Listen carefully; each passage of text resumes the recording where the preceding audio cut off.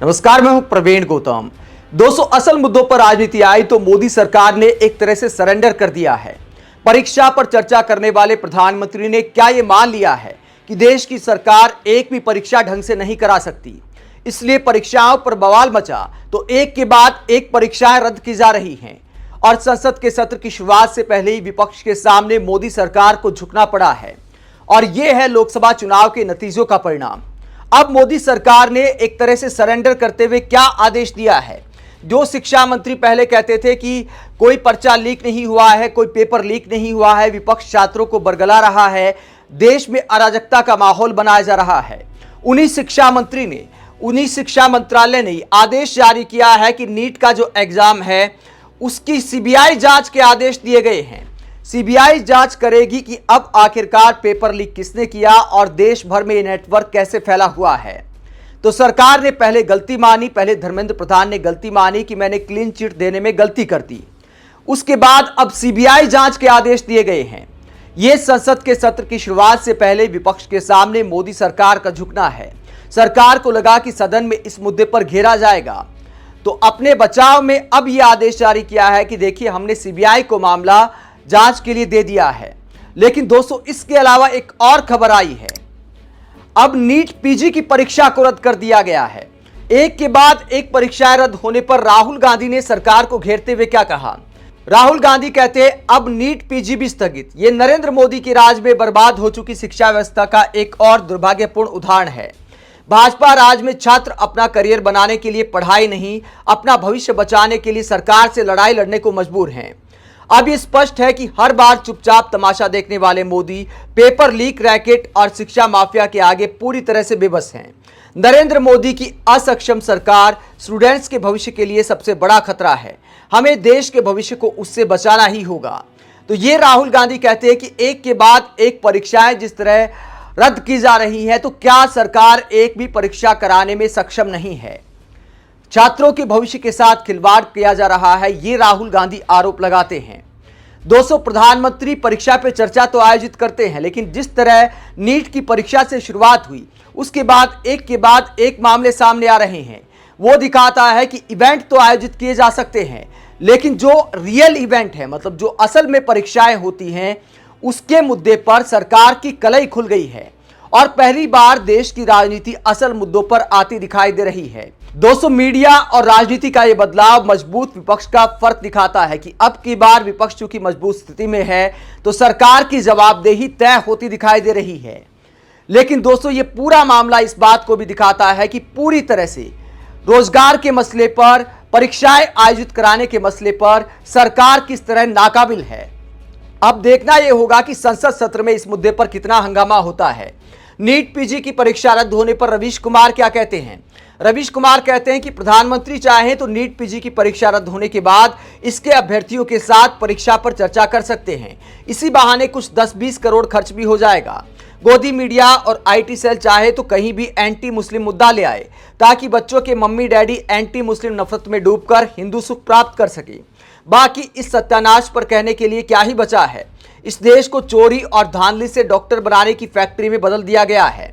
तो ये रवीश कुमार कहते हैं कि चाहे तो मीडिया वाले मुद्दे को डाइवर्ट कर सकते हैं, कोई ऐसा मुद्दा पकड़ सकते हैं जिससे परीक्षाओं पर चर्चा की बजाय किसी और चीज पर डिबेट हो जाए। लेकिन दोस्तों, बीजेपी और मीडिया के सामने धर्म संकट यह है कि अगर कोई ऐसे मुद्दे को उछाल दिया जाए और चंद्रबाबू नायडू, नीतीश कुमार कहीं अलग स्टैंड ले ले तो बड़ी मुश्किल हो जाएगी सरकार के लिए। आगे रवीश कुमार क्या कहते हैं। रवीश कुमार कहते हैं नीट पीजी की तीसरी बार परीक्षा टल गई है। जिन्हें एमडी की पढ़ाई करनी है उनके समय के साथ खिलवाड़ है। क्या पेपर लीक हो गया है। एमबीबीएस की 5 साल की पढ़ाई के बाद उनके साथ ये हुआ है। एनटीए के महानिदेशक को बदल दिया गया, लेकिन क्या आप जानते हैं कि इसके चेयरमैन प्रमोद जोशी 2006 से आयोगों के अध्यक्ष हैं। क्या प्रमोद जोशी को बचाने के लिए महानिदेशक को बदला गया है। प्रमोद जोशी मध्य प्रदेश छत्तीसगढ़ लोक सेवा आयोग के अध्यक्ष रहे हैं, फिर यूपीएससी के सदस्य और अध्यक्ष रहे हैं, फिर 3 साल के लिए एनटीए के चेयरमैन बनाए गए हैं। क्या इस देश में यही सबसे योग्य हैं। इन्होंने ऐसा कौन सा क्रांतिकारी काम किया है कि इतने लंबे समय से बैक चैनल के जरिए नौकरशाही के टॉप पोस्ट पर हैं। इनकी कुंडली में ही असल राजयोग होगा। छात्रों का जीवन बर्बाद होता रहे मगर ये आयोग के अध्यक्ष बनते रहेंगे। इनका राजयोग बना रहेगा। इनका संघ से क्या कनेक्शन है, किस दम पर ये 23 साल से राज कर रहे हैं, बाकी इस वीडियो में है। रवीश कुमार ने इस मुद्दे पर एक वीडियो बनाया है, उसका जिक्र उन्होंने किया है। और एनटीए के महानिदेशक को तो बदल दिया गया। सवाल उठा रहे हैं कि चेयरमैन प्रमोद जोशी को आखिरकार कब बदला जाएगा।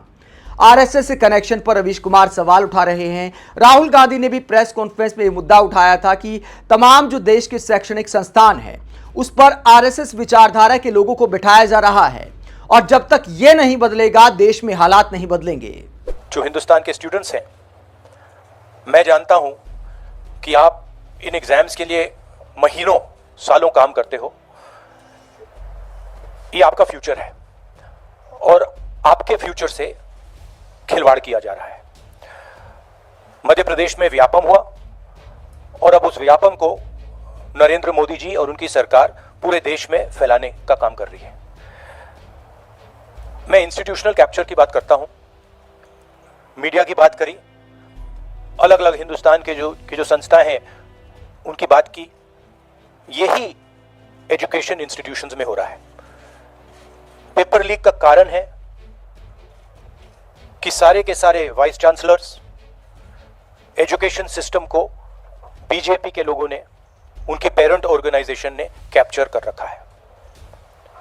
जब तक ये कैप्चर रिवर्स नहीं किया जाएगा तब तक पेपर लीक चलता जाएगा।